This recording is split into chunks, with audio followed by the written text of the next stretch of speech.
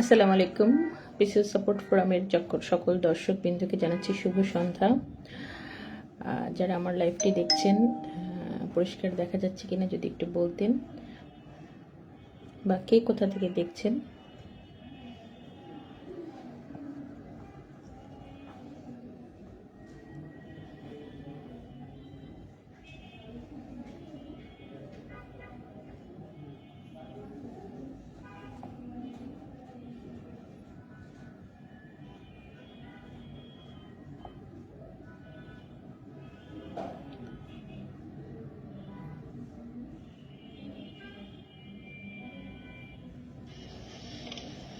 আসসালামু আলাইকুম। আমরা প্রতিদিনকার মতো কোশ্চেন আনসার সেশনে চলে যাচ্ছি।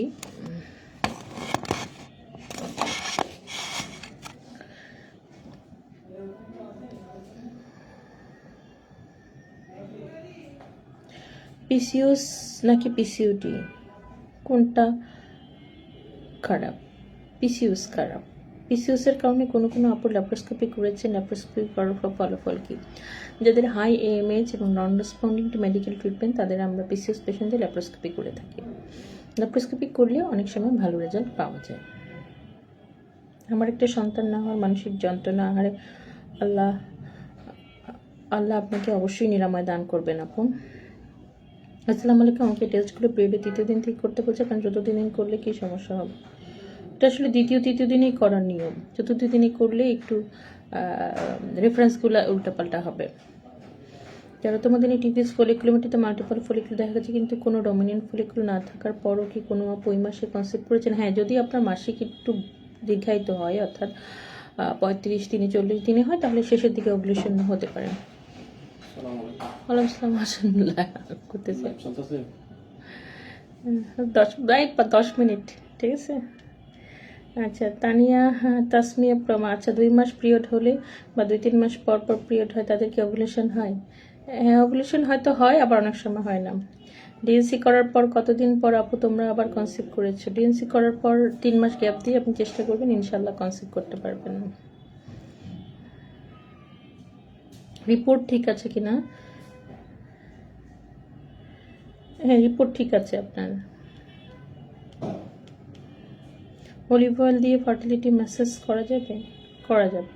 পিসিওস কনসেপ্ট করলে কি কি কি নিয়ম মেনে চলা জরুরি? পিসিওসি কনসেপ্ট করলে যেটা সবচেয়ে জরুরি সেটা হচ্ছে পিসিওস ডায়েটটাকে ঠিক রাখা, ফার্টিলিটি ডায়েটটাকে, মানে হরমোনগুলোকে আপনাকে ঠিক রাখা, ঘুমটা ঠিক রাখা, হালকা হাঁটাচলা করা, এগুলো ঠিক রাখতে হবে। 18 সপ্তাহে অ্যানোমালি স্ক্যান করা যায়। এই সময় কি জেন্ডার সম্পর্কে জানা যাবে? অনেক সময় জানা যায়, আর পরে জানা যায়। পিসিওস নিয়ে আপুরা কে কার সন্তানের মা? আচ্ছা, পিসিওস নিয়ে অনেকেই ফ্যামিলি কমপ্লিট করতে পেরেছেন।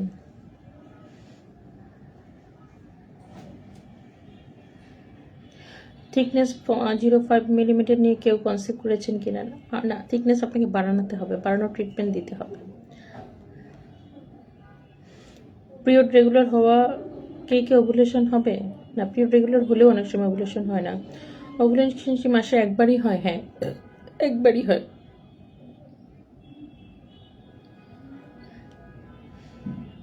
বিশ তারিখ যাদের পিরিয়ড ডেট, তাদের কি কোনো লক্ষণ আছে? আচ্ছা, প্রোল্যাক্টিন হরমোন কত থাকা স্বাভাবিক? 2 থেকে 25। আমার লিন পিসিওস 10 মাস যাবত পিরিয়ড নিয়মিত, কিন্তু বেবি কনসিভ হচ্ছে না। প্রোল্যাক্টিন, ইনসুলিন, থাইরয়েড নর্মাল আসছে, তারপর হচ্ছে না কেন? আনএক্সপ্লেইন ইনফার্টিলিটি নামে একটা টার্ম আছে, সুতরাং আপনাকে সেটাও মনে রাখতে হবে। আর হচ্ছে হাজব্যান্ডের সিমেন্ট ঠিক হয়েছে কিনা পরীক্ষা করানো হয়েছে। অনেক সময় ডিএনএ ফ্র্যাগমেন্টেশন থাকে, সেগুলো দেখা হয়েছে কিনা। হ্যাঁ, আসেন, বাকি আছে এখানে, ঠিক।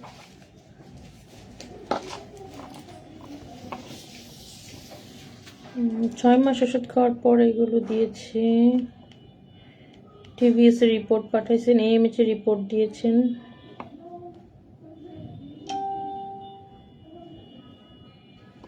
হাই এএমএইচ, পিসিওস আছে।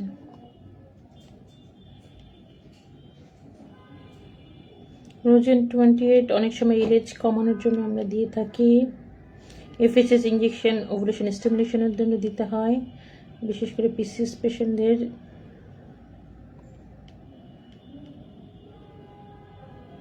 আপনার পিসিওসের সমস্যা, এসপিসিডি ইঞ্জেকশন দিয়েছে, বাচ্চা চুলেন অ্যাবর্শন থাকলে আমরা এটা দিয়ে থাকি। 2 দাগ ইনশাল্লাহ পজিটিভ।